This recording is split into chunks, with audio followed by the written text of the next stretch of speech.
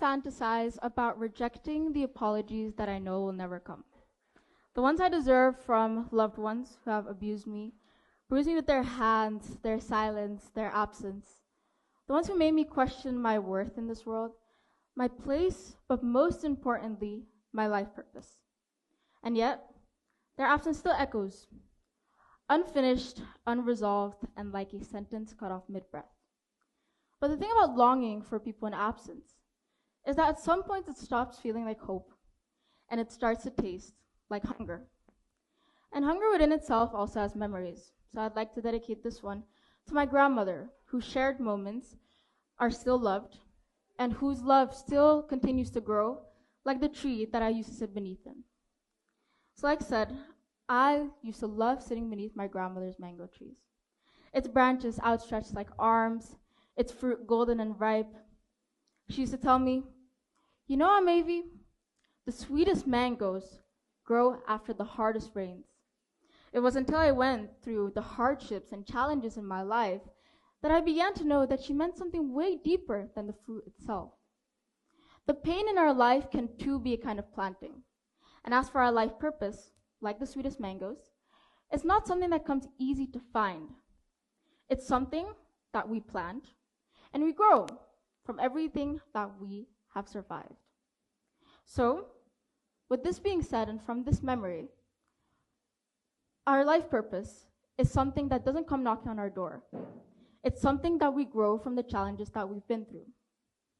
I loved sitting beneath my grandmother's tree, listening to her gossip from the elderlies in the neighborhood to playing with families and friends. Yes, the sweetest mangoes grew after the hardest rains, but she told me one more thing.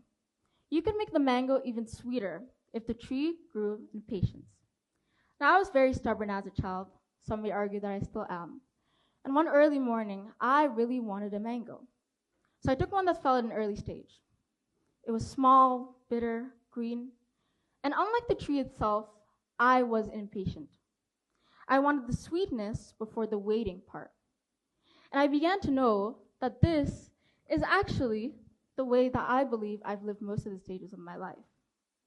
I became obsessed with proving that I was okay, that I was perfect. So I learned the language of excellence. I wanted to be what the world applauded, so I became agreeable, articulate, high-achieving, not because I loved it, but because there were questions about myself that I just was not ready to answer. It reminds me of later in my life, in middle school, when a teacher asked to write an essay on what real happiness means to you. And while other people wrote about family vacations, friends, or their mother's tight hugs, I wrote about the silence.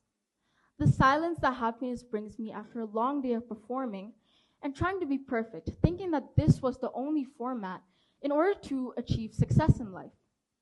And so, I've realized that after reflecting and sitting in silence for so long, that purpose is not something that roars. It's something that whispers, whether beneath my grandmother's mango tree or in our ears. It's not something that asks for the world to applaud, but it asks for authenticity. And this is what I believe is the language of the future.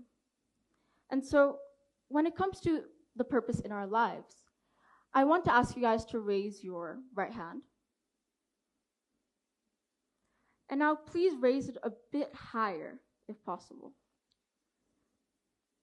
So like said, in our lives, we strive for perfection and success. But the distance between you raising your hand the first time and the second time is actually how most of us decide to live our life. We decide to perform through our life, basically crafting identities that protect us rather than reflect us. We decide to learn the language of excellence and the grammar of survival rather than purpose. So after all the hardships and challenges that I've been through in my life, I began to realize that my own life purpose is to be the person that I once needed. To let my wounds be reflected as a mirror, letting other people know that they shouldn't be ashamed or silenced, letting them know that they too are allowed to heal with what they've been through. Such as the main events in my life, such as my dad abandoning my family, or growing up in a culture where women's voices were taught to be unheard rather than actually communicating what we feel. When it comes to our life purpose, just like raising your hand, raise your life in order to form its purpose. Yes, leave some room for that perfection that you're striving for or success. But once we find our life purpose, we recognize that it's actually the intersection between our deepest pains and our deepest passions. So ask yourself, what makes me happy? What makes me sad? What are things that I cannot run away from? Your life purpose is the language of the future, and it starts to whisper in all our ears once we start to reflect on ourselves. Thank you.